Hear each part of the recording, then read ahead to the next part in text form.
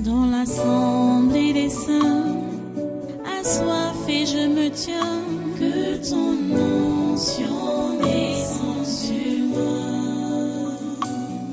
Conscient que mon destin est dans le creux de ta main, que ton onction descende sur moi. Je suis disposé, assoiffé, que ton onction descende sur moi. Je suis disposé, assoiffé,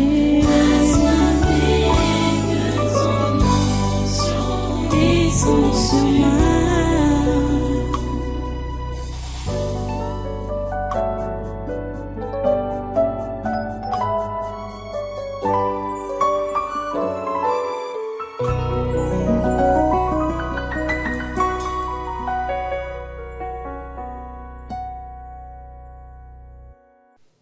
Alléluia.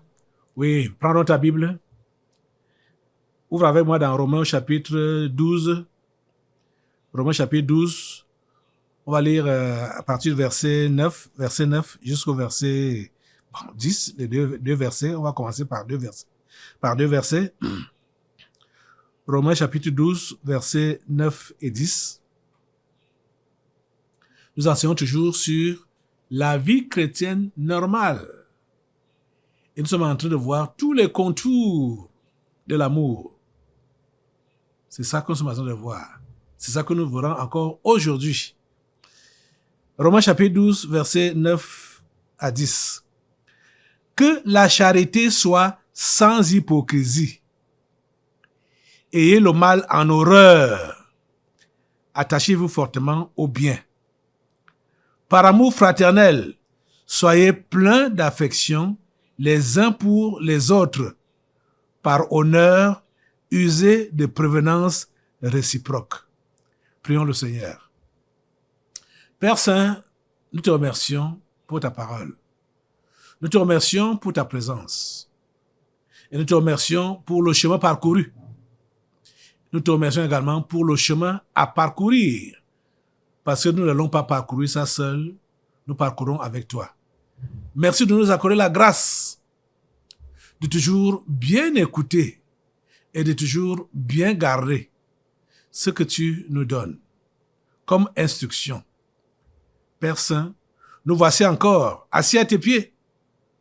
Nous nous recommandons à ta grâce pour que tout ce qui va sortir aujourd'hui, tout ce que tu auras à nous enseigner, permet que tes enfants que voici et qui sont partout là-bas dans le monde, en train de regarder ce programme, en train d'écouter ce programme, donne-leur la grâce de se conformer à tes prescriptions. Merci Seigneur, parce que tu nous écoutes. À toi toute la gloire et tous les honneurs. Au nom puissant de Jésus, nous avons prié. Amen. Amen. Prenez place. Et soyez tous les bienvenus au Congrès du naturel de ce jour. Nous sommes le 25 juillet 2024. Et comme je l'ai déjà dit, nous enseignons sur la vie chrétienne normale. Et nous sommes en train de voir comment il est important de porter du fruit et surtout, commençant par le fruit qui est l'amour, qui va donc nous permettre de porter tous les autres fruits, que ce soit les fruits spirituels ou les fruits matériels, si on peut les qualifier ainsi. Qu'est-ce que nous avons vu dimanche? On a vu dimanche que, du moins, c'est Jésus qui nous rappelait l'amour de Dieu pour nous, l'amour de Dieu pour les humains, l'amour de Dieu pour le monde, car Dieu a tant aimé le monde qu'il a donné. On voit donc que l'amour donne. Quand on aime, on donne. Quand on aime, on donne. Ceux qui ne savent pas donner ne savent pas aussi aimer. Ceux qui sont chiches, ils ne peuvent pas aimer. C'est ça qu'on a vu dimanche. Donc, aujourd'hui, qu'est-ce qu'on nous dit? Que la charité soit sans hypocrisie. Donc, que l'amour soit sans hypocrisie. Parce que la charité, c'est l'amour. Hein? Quand on dit charité, ou bien on parle amour, c'est la même chose. Que la charité soit sans hypocrisie. Vous comprenez? Donc, quand on dit qu'on aime, ça ne doit pas être camouflé. Ça ne doit pas être camouflé. Non, il faut pas... Parce que l'hypocrisie, c'est le camouflage. C'est-à-dire, on ne montre pas le vrai visage de ce qu'on est ou de ce qu'on a. On ne dit pas les choses clairement comme ça doit être dit. On n'est pas ouvert, on n'est pas vrai. L'hypocrisie, c'est le mensonge, en fait. L'hypocrisie, c'est le mensonge. Donc, que la charité soit sans hypocrisie. Tu comprends donc que si tu dis que tu aimes, tu ne dois pas être hypocrite. Jésus a détesté ce qu'on appelle hypocrisie. Et ce qu'on appelle hypocrisie, ce sont les religieux qui aiment fonctionner là-dedans, dans l'hypocrisie. Les religieux aiment ça à mort, l'hypocrisie, oh, le camouflage, ils aiment ça à mort. Ils aiment ça à mort. Et Jésus déteste ça, l'hypocrisie. Jésus déteste l'hypocrisie. C'est pourquoi il était toujours en train de les dénoncer publiquement, les religieux, les hypocrites. Comprenez? Peut-être il faut que je vous lise un peu ces dénonciations. Il leur parlait comme ça, face à face, hein, dans Matthieu, au chapitre 23. Allons dans Matthieu, chapitre 23. Jésus était face à face à eux. Et il leur disait, malheur à vous. Il leur disait, quand on est hypocrite, on est sous la malédiction. Hein? On est sous la malédiction. Le Seigneur n'aime pas l'hypocrisie. L'hypocrisie n'est pas une bonne chose. Ce n'est pas une bonne chose. Vous voyez? Bon. Écoutez comment Jésus-Christ leur parlait dans Matthieu chapitre 23. Il va commencer à partir, la lecture à partir du verset 13, où il dit, « Malheur à vous, scribes et pharisiens, hypocrites, parce que vous fermez aux hommes le royaume des cieux, vous n'y entrez pas vous-même, et vous n'y laissez pas entrer ceux qui veulent entrer. » Voilà ce que les pharisiens faisaient, les hypocrites. Il dit au verset 14, « Malheur à vous, scribes et pharisiens, hypocrites, parce que vous dévorez les maisons des veuves et que vous faites pour l'apparence de longues prières. À cause de cela, vous serez jugés plus sévèrement. » Donc pour épater les gens, ils font des longues prières. Ô Dieu d'Abraham, Dieu d'Isaac, Dieu de Jacob, Dieu d'éternité, Dieu 3 fois saint, Dieu ceci, machin. Pour épater les gens. Pour épater les gens. Alors que c'est juste du verbiage. Malheur à vous, scribes et pharisiens, hypocrites, parce que vous courez la mer et la terre pour faire un prosélyte. Et quand il est devenu, vous en faites un fils de la géhenne 2 fois plus que vous. Aïe. Vous êtes en train de comprendre ça? Verset 16. Malheur à vous, conducteurs aveugles, qui dites, si quelqu'un jure par le temple, ce n'est rien. Mais si quelqu'un jure par l'or du temple, il est engagé. Il a parlé jusqu'au verset, jusqu'au verset 36, hein, du verset 13 là jusqu'au verset 36. Il était en train de dénoncer ce que les hypocrites, les religieux hypocrites étaient en train de faire. Et la Bible nous dit que la charité ne doit pas connaître ça. Ça dit l'hypocrisie. Que la charité soit sans hypocrisie. Donc tu ne dois pas faire comme les pharisiens et les scribes faisaient. L'amour des apparences. L'amour des apparences, c'est pas ça que tu dois faire. Tu dois être vrai. Tu dois être vrai. Il faut que ce que tu dises de ta bouche par rapport à ton frère, par rapport à ta sœur, par rapport à l'assemblée, par rapport aux situations, il faut que cela soit ce qu'il y a dans ton cœur. Pas que tu dis quelque chose de ta bouche alors que ton cœur mijote le contraire. Ou alors tu dis de ta bouche le contraire de ce que ton cœur est en train de mijoter. Comprenez? Que la charité soit sans hypocrisie. Ayez le mal en horreur. Attachez-vous fortement au bien. Vous comprenez?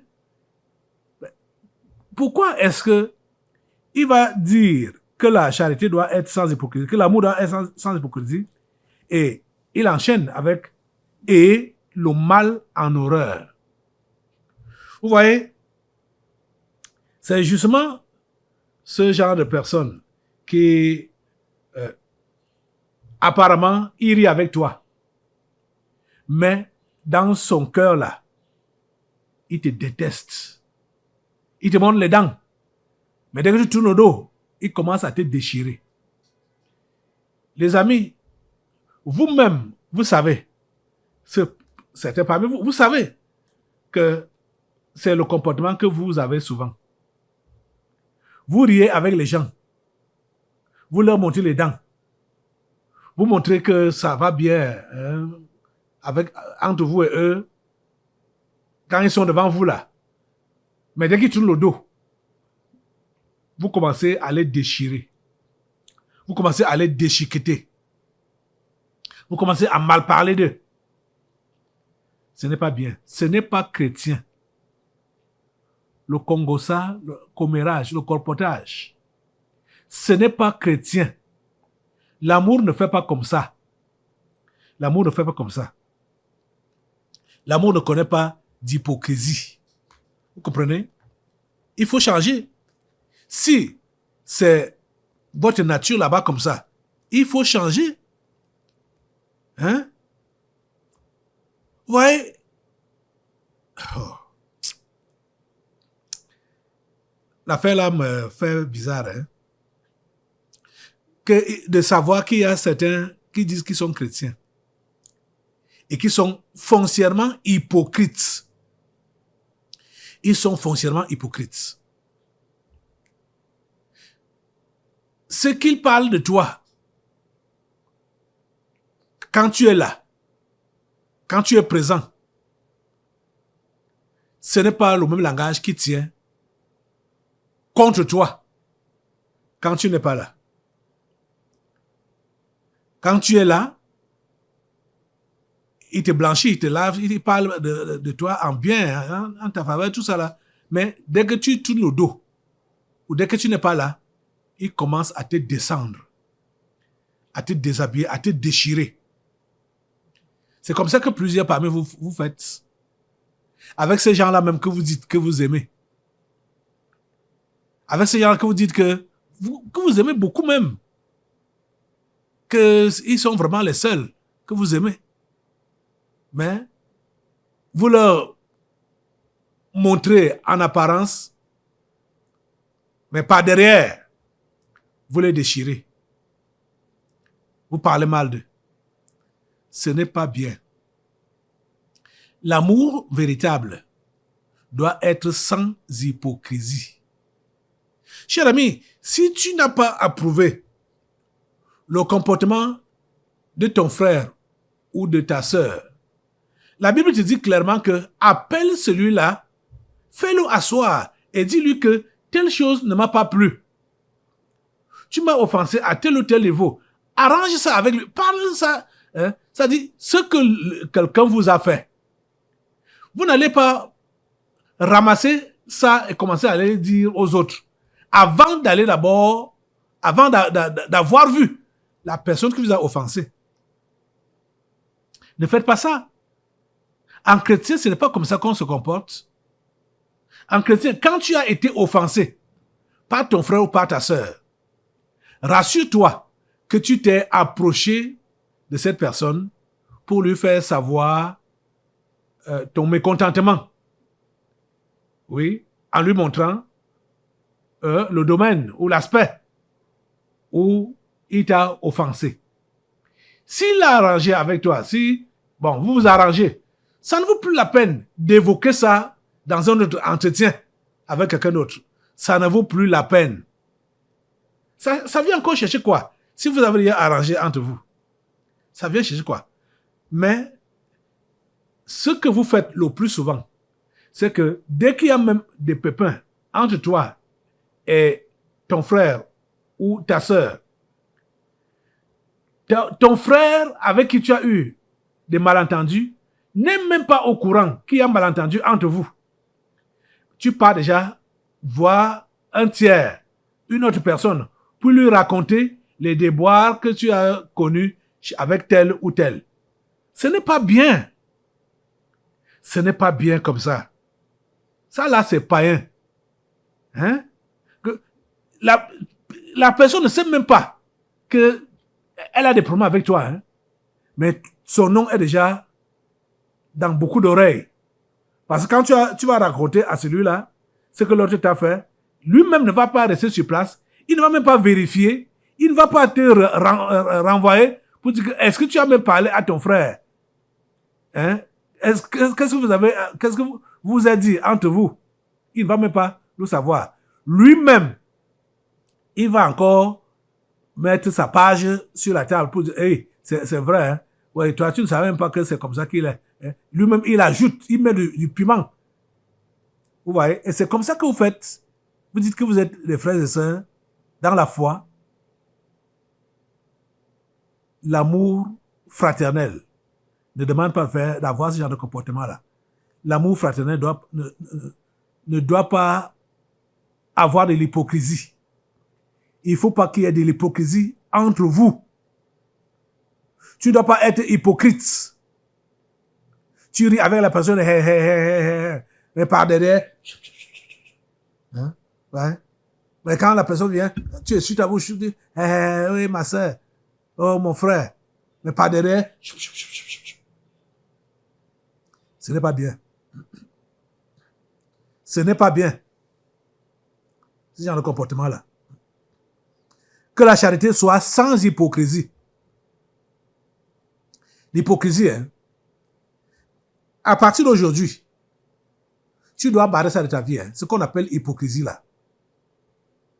Si tu as quelque chose contre quelqu'un, dis-lui ça ouvertement. Dis-lui ça clairement. Jésus a nous dit que si ton frère t'a offensé, va voir ton frère, arrange avec lui. S'il ne t'a pas écouté, prends une autre personne, arrangez à deux. Hein? Donc, soyez à deux pour parler à cette personne. S'il ne vous écoute pas, peut-être vous pouvez encore ajouter. Et s'il n'écoute pas toujours, allez avec l'affaire devant l'assemblée. S'il n'écoute pas l'assemblée, c'est là que vous le considérez comme un païen. Cette démarche-là, il faut toujours l'emprunter. Vous comprenez? Cette démarche-là, il faut toujours l'emprunter. Donc, quand tu as quelque chose contre quelqu'un, va d'abord voir la personne avant de commencer à parler aux gens. Que tel m'a fait ceci, tel m'a fait cela. Ou même avant même de venir dire au pasteur.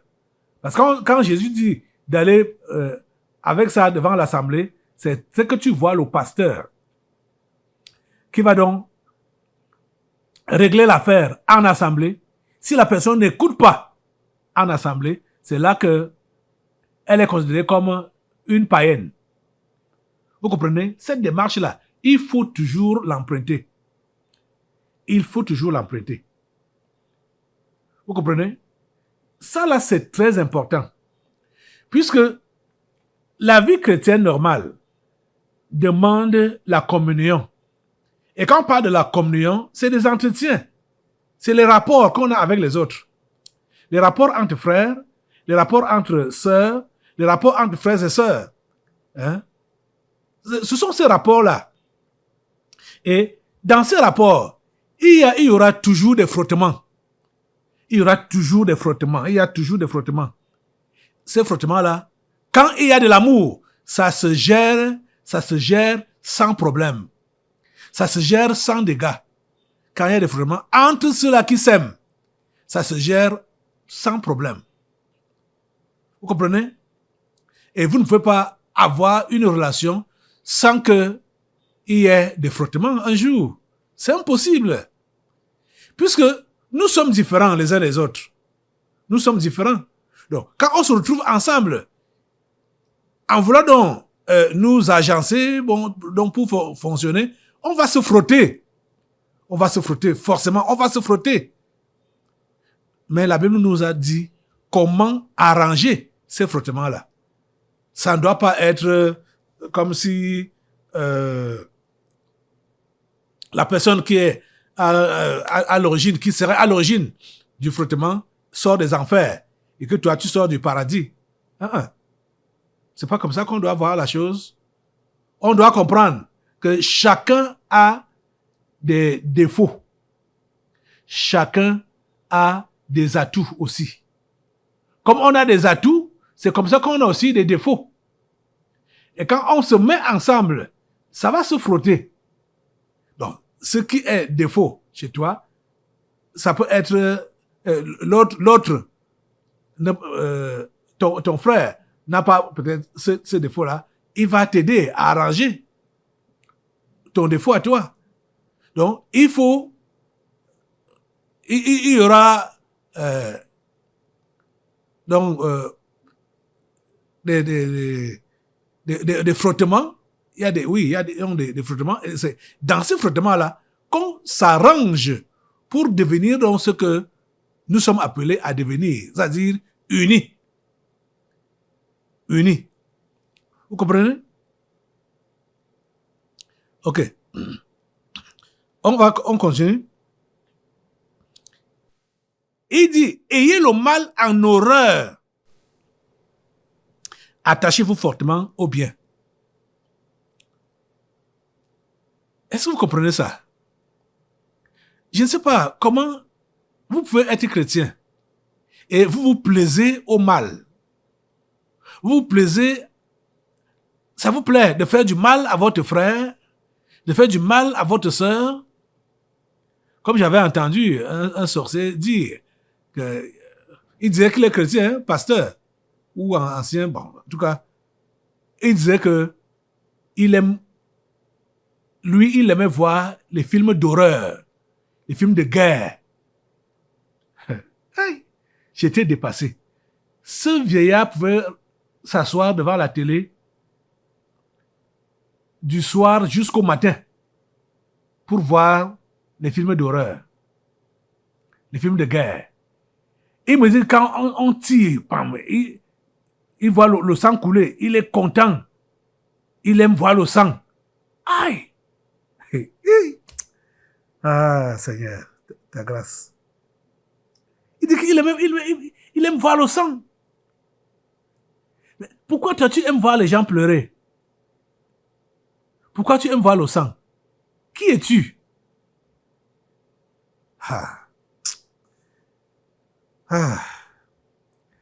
C'est ta grâce. Ta grâce. Ayez le mal en horreur. Tout ce qui est mal là, vous devez trouver ça horrible. Horrible. Le mal. Le mauvais cœur. Attachez-vous fortement au bien. Donc, toutes vos forces, utilisez ça pour faire le bien. Attachez-vous fortement au bien. Donc, agrippez-vous avec toute votre force, votre énergie au bien. Attachez-vous fortement au bien. Par amour fraternel, soyez pleins d'affection les uns pour les autres. Par amour fraternel, soyez pleins d'affection. Oh mon Dieu. Tu sais ce qu'on appelle vraiment affection?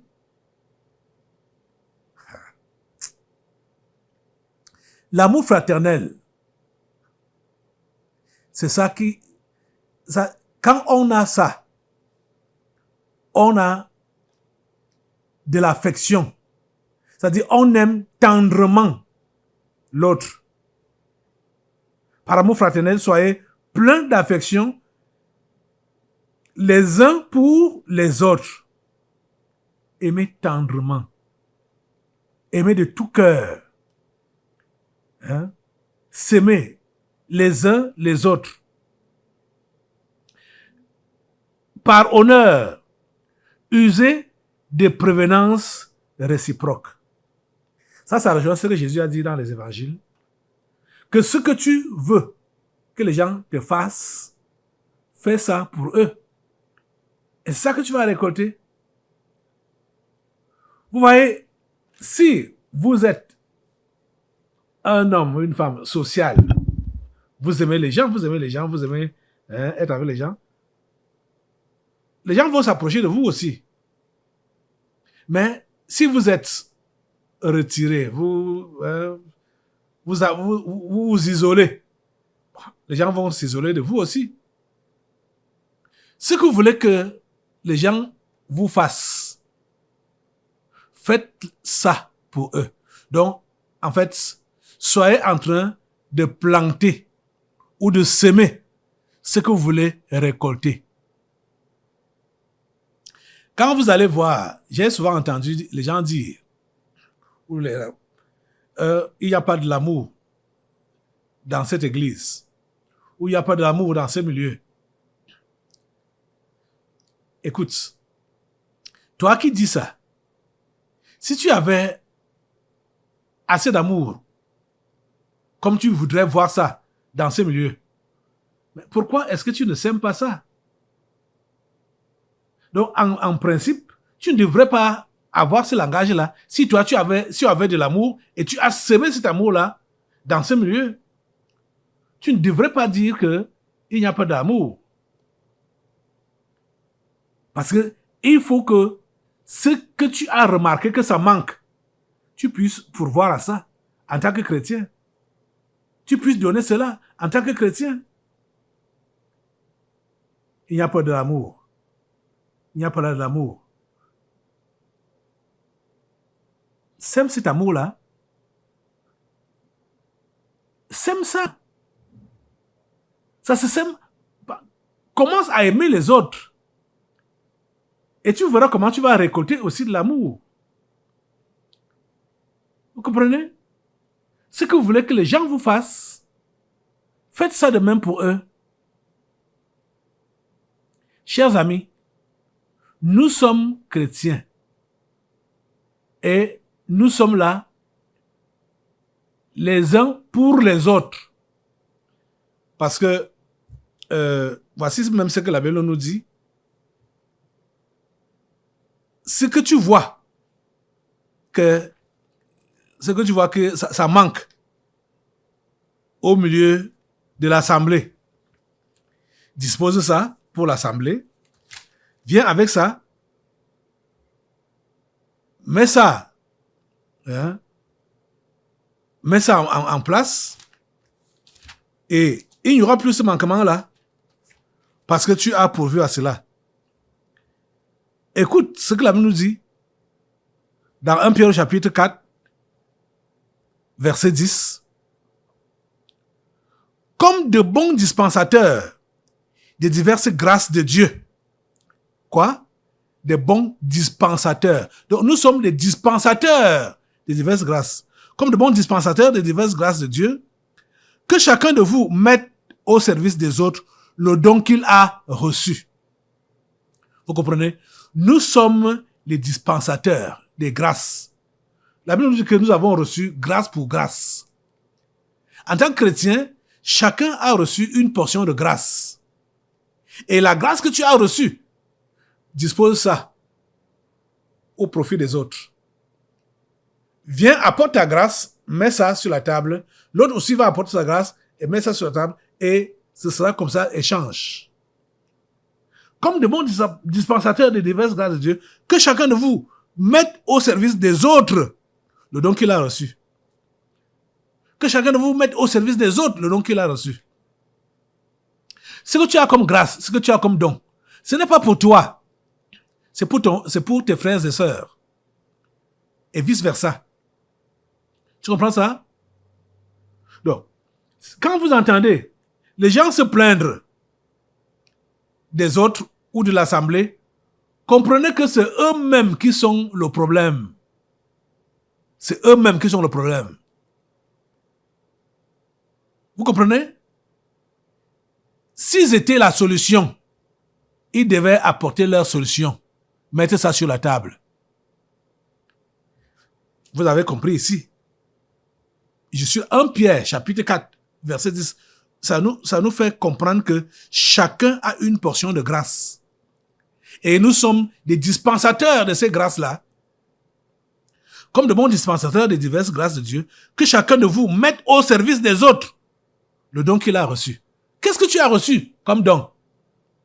Qu'est-ce que tu as comme grâce? Mets cela au service des autres. Dans l'amour. Mets cela au service des autres. Naturellement. Donc, quelqu'un s'approche de toi pour se plaindre des autres, pour se plaindre de l'assemblée. Comprends que c'est lui-même qui est le problème. Et vous voyez, ce problème qu'il a ou qu'il est, c'est ça qu'il veut semer maintenant en toi. Ne l'accueille pas, ne le reçois pas. Ah, c'est ça, il veut semer en toi le problème qu'il a ou qu'il est. Égoïste. Égoïste. Tu comprends ça? C'est pourquoi il va continuer à dire au verset 11, si quelqu'un parle, que ce soit comme annonçant les oracles de Dieu, en parlant seulement, que ce soit comme annonçant les oracles de Dieu, ainsi par l'Éternel. Donc, quand tu converses avec les gens, ça doit être les oracles de Dieu, ça doit être ainsi par l'Éternel. Tu comprends, non? Si quelqu'un remplit un ministère, qu'il le remplisse selon la force que Dieu communique, afin qu'en toute chose, Dieu soit glorifié par Jésus-Christ, à qui appartient la gloire et la puissance au siècle des siècles. Amen. Vous avez compris ça? Les amis, prenez ceci au sérieux. Par amour fraternel, soyez pleins d'affection les uns pour les autres. Par honneur, usez de prévenance réciproque. Donc, ce que tu veux recevoir de l'autre, par avance, fais ça dans sa vie. Ou fais ça dans la vie des autres. Ce que tu veux recevoir. Donc, user de prévenance réciproque. Donc, et c'est réciproque, hein? Donc, c'est chacun qui doit déjà devancer. C'est-à-dire, quand je veux recevoir, je veux telle chose dans ma vie ou dans cette communauté, il faut que je commence à donner ça. Il faut que je commence à manifester cela. Donc, puisque je suis un dispensateur de grâce, je veux la grâce. La portion que j'ai, je dois déjà mettre ça au bénéfice des autres. Voilà ça. Donc, ma bouche, mon langage, je ne vais pas utiliser ça n'importe comment. Je vais me rassurer que tout ce que je vais dire est inspiré de Dieu, que ça vient de Dieu et que ça va faire du bien à ma sœur, à mon frère. Vous êtes en train de comprendre ça? Voilà ce que Dieu veut que nous puissions faire. Donc, pour mener des vies chrétiennes normales, je vais conclure en relisant encore les 2 versets là. Que la charité soit sans hypocrisie et le mal en horreur. Attachez-vous fortement au bien. Par amour fraternel, soyez pleins d'affection les uns pour les autres. Par honneur, usez de prévenance réciproque. C'est Romains chapitre 12, versets 9 à 10. Lève-toi pour prier le Seigneur, de te donner la grâce de pouvoir mettre déjà sur la table ce qu'il a déposé en toi, comme grâce, comme don, pour que tu puisses partager ça avec tes frères. N'attends pas seulement à recevoir, mais ce que tu as reçu aussi sur la table. Certainement, quelqu'un d'autre prendra ce que toi tu as et tu prendras ce que l'autre a. Seigneur mon Dieu, lève tes mains, tu dis Seigneur mon Dieu, donne-moi la grâce d'être une bénédiction pour mes frères et mes sœurs. Enlève l'hypocrisie de ma vie. Donne-moi d'être toujours vrai et authentique et d'aimer sincèrement de tout cœur. Au nom puissant de Jésus. Amen. Voilà. Ça, toi, nous allons maintenant passer aux délivrances prophétiques. Dans l'assemblée des saints, assoiffé je me tiens, que ton onction descende sur moi. Conscient que mon destin est dans le creux de ta main, que ton onction descende sur moi. Je suis disposé, assoiffé, que ton onction descende sur moi. Je suis disposé, assoiffé, que ton onction descende sur moi.